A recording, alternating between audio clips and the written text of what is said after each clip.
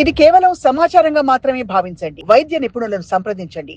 ఇప్పుడు మన చుట్టూ ఉండే పరిసరాల్లో ట్రిగ్గర్స్, అందులో పావురాల ఆ ఫెదర్స్ ఫెదర్స్ నుంచి రాలే ఇది కానీ లేకపోతే ఎక్స్క్రీషన్స్ కానీ ఎక్స్క్రీషన్స్ వీటి వల్ల కూడా చాలా మందికి అంటే బాగా అలర్జీ వస్తుందని వింటున్నాం. అలర్జీ కాదు అది, అంటే that's one type of, it's called ILD, interstitial lung disease అంటాం అనమాట. అంటే ఇంటర్స్టిషియల్ లంగ్ డిజీజ్ అంటే మీకు మన లంగ్స్ బెలూన్స్ లాగా ఉంటాయని చెప్తాం జనరల్గా.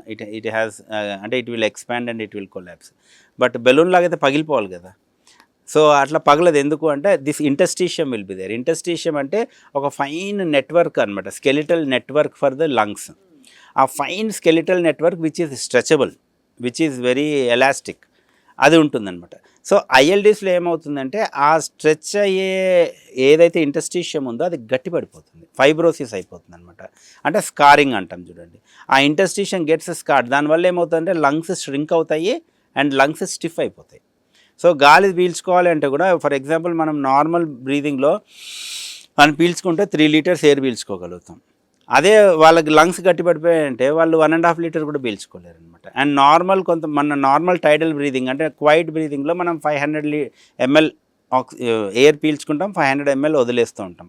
వాళ్ళకి ఏమైపోతుంది, అది కూడా తగ్గిపోయి 300 ml 250 ml అయిపోతుంది అనమాట. అందుకని they will have rapid shallow breathing, తక్కువగా ఉంటుంది అంటే ఆయాసంగా అనిపిస్తారు అనమాట మనకు.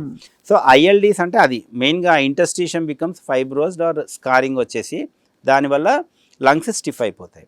ఈ ఐఎల్డీస్ అనేది ఒక అంబ్రెలా టర్మ్, దాని కింద చాలా రకాలు ఉన్నాయన్నమాట. అంటే ఆ ఫైబ్రోసిస్ అయ్యేదానికి చాలా కారణాలు ఉన్నాయి, కొన్నిసార్లు కారణం లేకుండానే అవుతుంది అనమాట. That is called idiopathic pulmonary fibrosis అంటాం. ఇడియోపాథిక్ అంటే no reason known, idiopathic pulmonary fibrosis, that is one of the common ILDs అనమాట. మీరు చెప్పినట్టుగా ఈ బర్డ్స్కి ఎక్స్పోజ్ అవ్వడం వల్ల కూడా వచ్చే ILD is called hyper sensitivity pneumonitis. So దాంట్లో కూడా ఇంటర్స్టిషియం ఎఫెక్ట్ అవుతుంది, ఇంటర్స్టిషియం గట్టిపడిపోతుంది అనమాట. ఇది అలర్జీ అంటే అదొక టైప్ ఆఫ్ హైపర్ సెన్సిటివిటీ అనే అంటాం అనమాట. అలర్జీ అని కదా హైపర్ సెన్సిటివిటీ రియాక్షన్. దానికి ఏమి మందు లేదా? దానికి స్టెరాయిడే మందు. దానికి మందు main important get away from that source. అంటే మనం గెట్ అవే సార్, అవి గెట్ అవే అవ్వవు కదా. కిటికీలు తెరవంగానే అక్కడ కూర్చుంటే జంటగా అసలు లవ్ బర్డ్స్ కూర్చుంటున్నాయి, శాంతి కపోతాలు, మన లైఫ్ లోకి శాంతి, పీస్ ఇస్ కమింగ్, ఇది ఒక సంకేతం నమ్మే వాళ్ళు కూడా ఉన్నారు సార్. అవునా? అదే యాక్చువల్లీ చాలా మటుకు అంటే అపార్ట్మెంట్స్లో ఆ సజ్జల మీద కానీ సన్షేడ్స్ మీద కానీ పెట్టుకుంటాయి అండ్ బాల్కనీలో నీళ్లు పెడతారు, ధాన్యం వేస్తారు చాలా మంది. అది తప్పు. ఎందుకంటే అది మనకి ఇప్పుడు అంటే రెండోది ఏంటంటే ఇంటర్స్టిషియల్ లంగ్ డిజీజ్ దానివల్ల వచ్చిన అందరికీ రాదు, అదే ప్రాబ్లం. ఇప్పుడు ఫర్ ఎగ్జాంపుల్ స్మోకింగ్ చేసే వాళ్ళందరికీ క్యాన్సర్ స్మోకింగ్ వల్ల వస్తుందని దాని మీద బొమ్మలు వేస్తారు. ఎంతమందికి వస్తుంది క్యాన్సర్, ఎంతమంది స్మోకర్స్ ఉన్నారు? అదే. సో అంటే 90% of the cancers, lung cancers occur because of smoking, but ఒక 10% occur for no reason, for other reasons.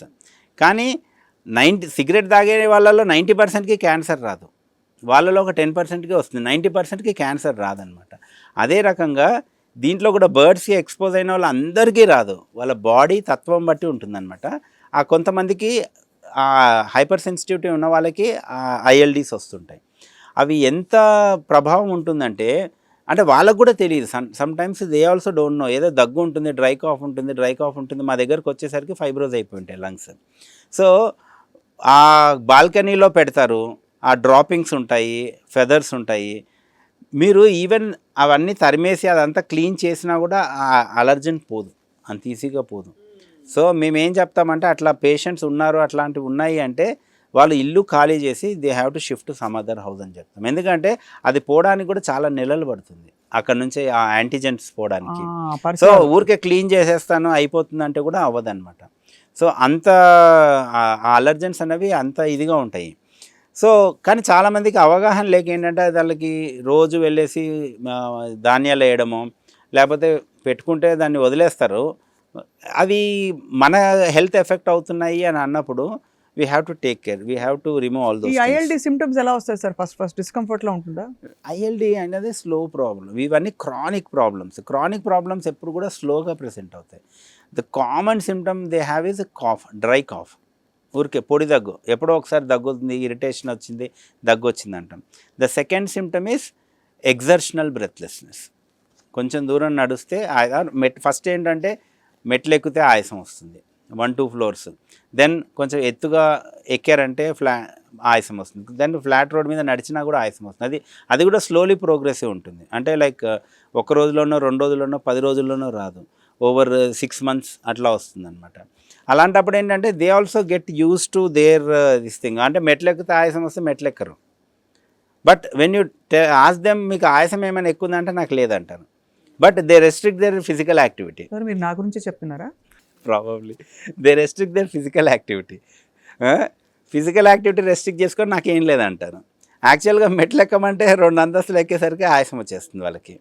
So అట్లా స్లోగా ప్రెజెంట్. అందుకని దానివల్ల ఏమవుతుందంటే they come to us in late stage.